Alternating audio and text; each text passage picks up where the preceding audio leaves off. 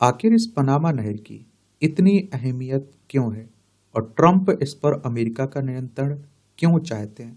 अभी हाल ही में आप लोगों ने सुना होगा कि अमेरिका के नवनिर्वाचित राष्ट्रपति डोनाल्ड ट्रंप ने पनामा से कहा है कि वह पनामा नहर की फीस कम करे या उस पर नियंत्रण अमेरिका को वापस कर दे। और ट्रंप ने आरोप लगाया कि मध्य अमेरिकी देश पनामा अमेरिकी मालवाहक जहाजों से ज्यादा कीमत वसूल रहा है, यानी कि पैसा वसूल रहा है। और रविवार को ट्रंप ने एरिजोना में अपने समर्थकों से कहा है कि पनामा अमेरिका से मनमानी फीस वसूल रहा है और यह पूरी तरह से अनुचित है। यह हमारे लिए काफी महंगा है और हम इसे तत्काल रोकेंगे। ट्रंप के पास अगले महीने अमेरिका की कमान आने वाली है और ट्रंप ने टर्निंग पॉइंट यूएसए नाम के कंजर्वेटिव ग्रुप को संबोधित करते हुए ये बात कही है।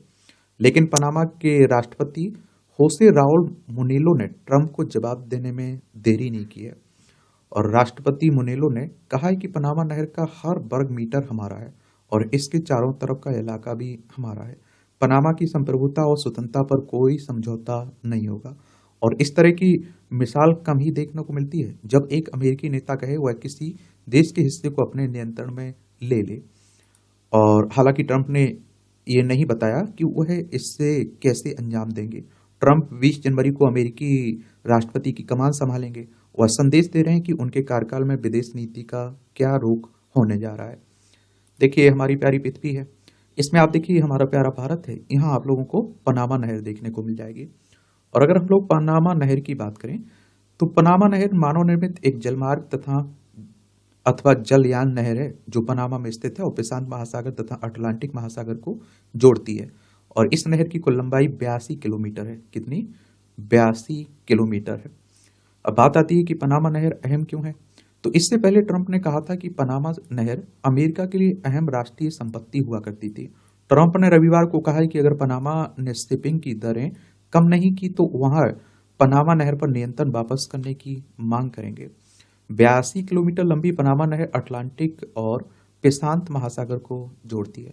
इसका निर्माण सन 1900 के दशक की शुरुआत में किया गया था। 1977 तक इस पर अमेरिका का नियंत्रण था।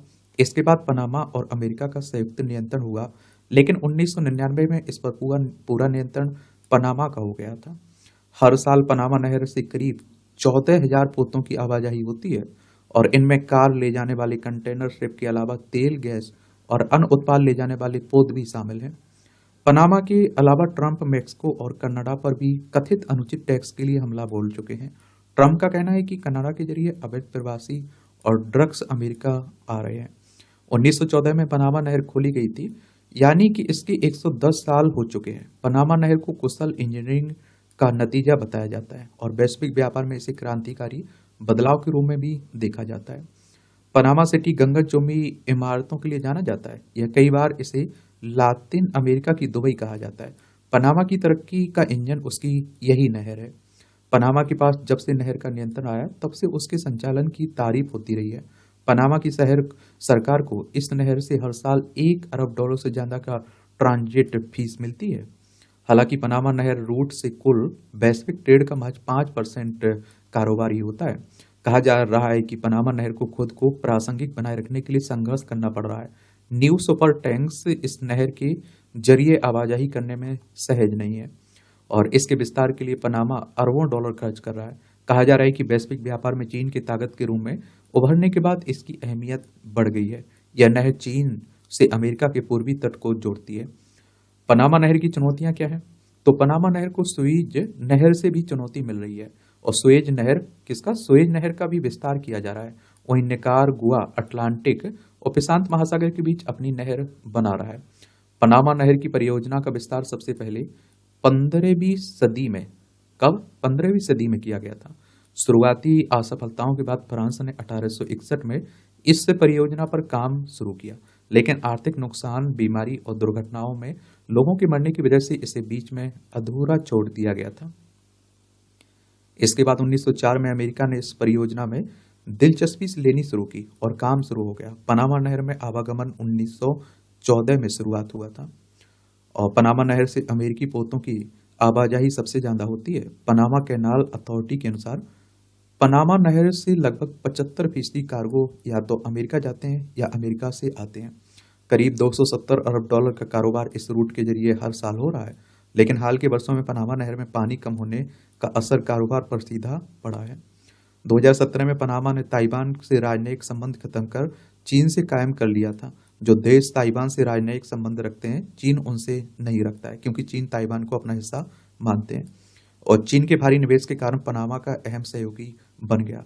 यहाँ भी चाइना और अमेरिका के बीच टकराव देखने को मिलेगा अगर आगे ट्रम्प कुछ करते हैं तो। पनामा नहर की दो पोर्ट्स का संचालन हांगकांग की एक कंपनी करती है।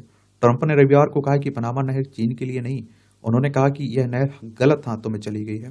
हालांकि पनामा के राष्ट्रपति ने कहा कि इस नहर का प्रत्यक्ष और या फिर अप्रत्यक्ष रूप से चीन का नियंत्रण नहीं है।